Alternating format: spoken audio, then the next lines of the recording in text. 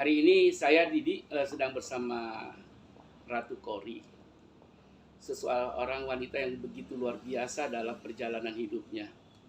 Mungkin sebagai prolog saya menceritakan awal mula kasus ini muncul pada saat uh, berkembangnya sebuah berita seorang wanita mendatangi seorang Habib di sebuah hotel. Nah, persisnya bagaimana kita akan tanya ya kepada Ratu Kori.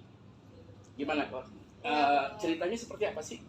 Jadi ceritanya itu seperti yang sudah saya pernah ceritakan juga. Jadi saya itu mengagumi seorang tokoh agama gitu kan.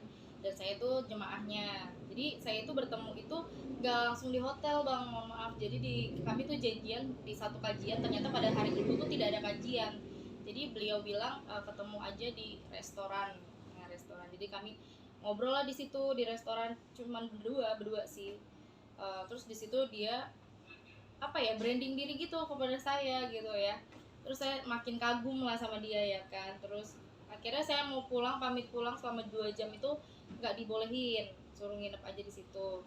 Dan saya pikir aksesnya itu cuma satu, dikasih ke saya aja. Ternyata setelah saya di kamar, setelah 20 menitan dia masuk tanpa ketok dan dia punya akses itu lagi gitu. Saya pikir kan kenapa tidak assalamualaikum atau ketok gitu kan, tapi saya ya udah mempersilahkan dia masuk untuk lanjut ngobrol. Ternyata ya setelah ngobrol-ngobrol lagi, berbincang lagi, dia makin membuat saya nyaman, dalam artian dia memberikan janji-janji seperti maafnya menikah, usaha gitu, memberikan ya kenyamanan pada umumnya lah. Dari situ saya merasa terbujuk rayu, dan saya di posisi itu kan lagi galau ya, wanita yang lagi galau, ada permasalahan rumah tangga juga. Jadi saya percaya bahwasannya seorang tokoh agama tidak mungkin mengeluarkan kata-kata dusta dari mulutnya gitu. Jadi saya percaya, akhirnya terjadilah dia itu meminta saya untuk peluk gitu.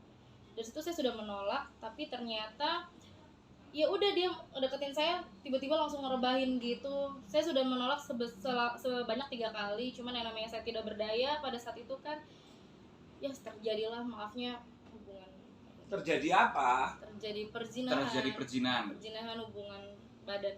Oke, tidak berdaya dalam arti apa nih? Kalau boleh dibuat lebih detail.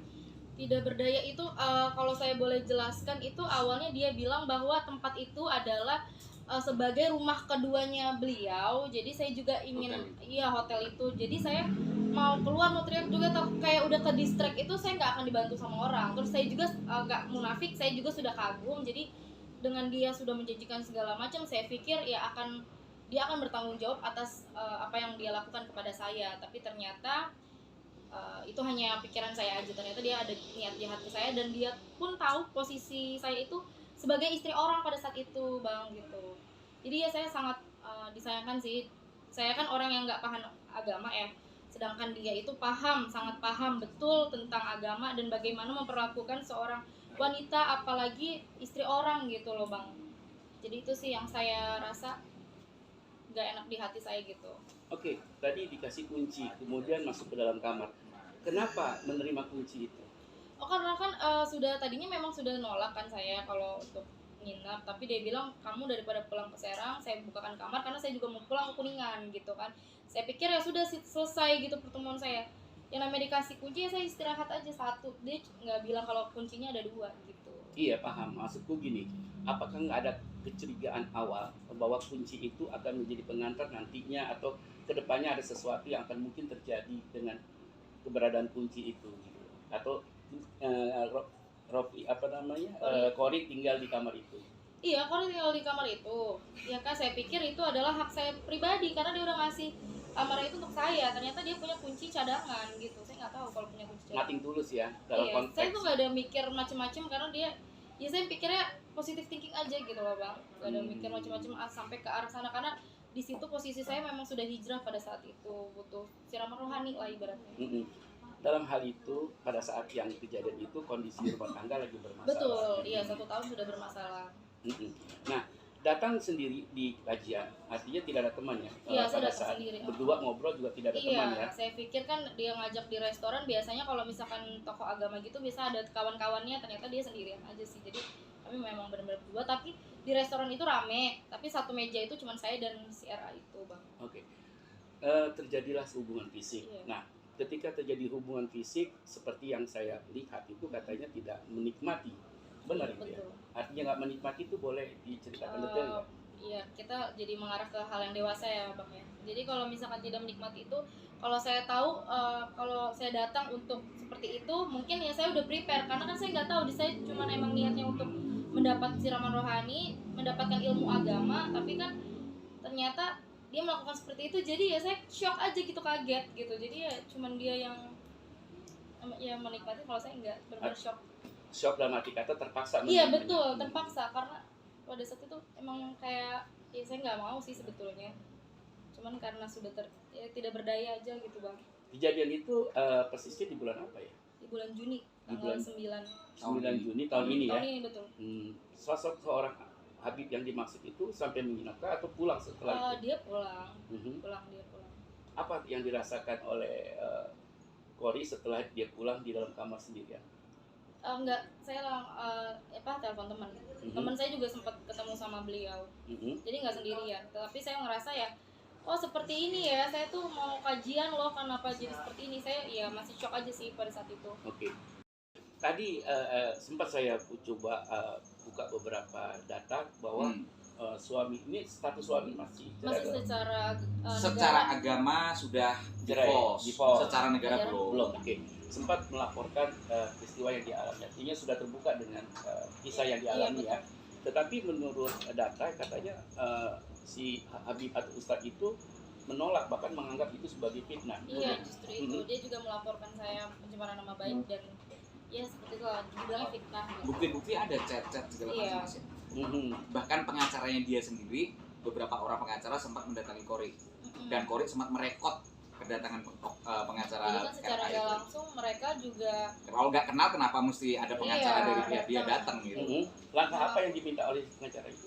Ya, Kori. Sebenarnya waktu pas pertemuan itu sebelum saya viralkan, mereka bilang kayak, Mbak Kori gimana kalau minta kompensasi aja? Dalam bentuk kompensasi untuk apa? Aku bilang gitu kan. Ya untuk modal usaha itu yang dijanjikan, tapi tetap aja pihak mereka pun bahwasannya tidak mengiyakan bahwa sudah terjadinya hubungan itu gitu. Jadi tetap masih ke fitnah gitu. Tapi kalau misalkan dibilangnya fitnah, untuk apa dia mendatangkan dari jauh pengacara sebanyak 4 orang itu ya kan? Jadi secara nggak langsung mereka mengiyakan gitu. Betul, secara logikanya. Secara logikanya gitu, untuk baik-baik ke aku, tapi aku bilang saya cuma mau pertemukan si RA itu dengan suami saya aja gitu. Oke. Kalau boleh tahu sedikit ya, tadi ada bukti menguatkan berupa chat-chat. Betul. Ada bukti yang lain nggak yang menguatkan bahwa memang sudah terjadi yang namanya hubungan fisik? Kalau misalkan untuk ke situ sih nggak ada ya. Cuman temannya Kori tadi sempat berpapasan. Kalau nggak kan itu jadi bukti saksi mahkota juga dalam tanda kutip ya. Meluk aku pas pulang itu, meluk aku, nyium kening aku gitu. Dari saksinya. Dan asal tahu Bang, kasus ini ternyata tidak sampai di situ. Oknum Habib yang lain membela si oknum Habib RA ini sampai masa lalu Kori dikorek-korek juga. Nah, sampai segitunya ini. Jadi begitu kasus ini akan terus bergulir ya. Habib inisial Alga lah. Saya klasikin dikit namanya. Oke, paham. Itu biasa taktik atau strategi yang dilakukan ya. Seberapa yakin bahwa Kori mampu nanti membuktikan memang sudah terjadi yang namanya hubungan fisik?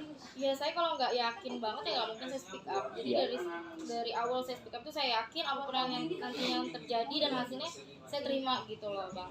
Jadi walaupun saya dilaporkan, ibaratnya saya nanti mau masuk penjara juga saya ikhlas karena saya sudah melakukan gitu. Itu tanggung jawab saya sih. Dan saya yakin mudah-mudahan kebenaran itu ada pada saya gitu, berbentuk pada saya. Oke, apa yang inisialnya apa toh Habibnya? Inisialnya. Enggak, sebutkan aja kalau memang sudah siap ya, gambarnya ya.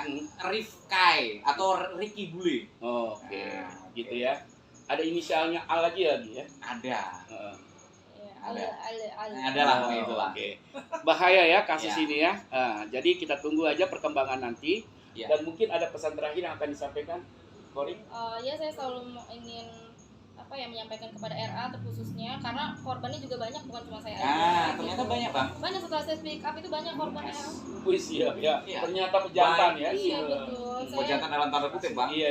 Saya sih cuma mau berpesan kepada RA terkhususnya ya segera bertobat, terus jangan ya kasihanlah keluarganya gitu, dan harus meminta maaf kepada khususnya kepada saya, suami saya gitu kan, dan korban-korban yang lainnya. Jangan munafik itu Bang, jangan jangan bilang fitnah. Dan kalau bisa ya kita bertemu gitu. Itu aja sih. Ada yang disampaikan lagi? Dan alhamdulillah kemarin kan udah olah TKP. Jadi setelah ini kemungkinan bisa jadi dari pihak sana akan dipanggil. Kita lihat ya, kita nantikan perkembangan kasus ini. Tuhan punya cara untuk membuka kebenaran. Makasih ya Pak. Amin.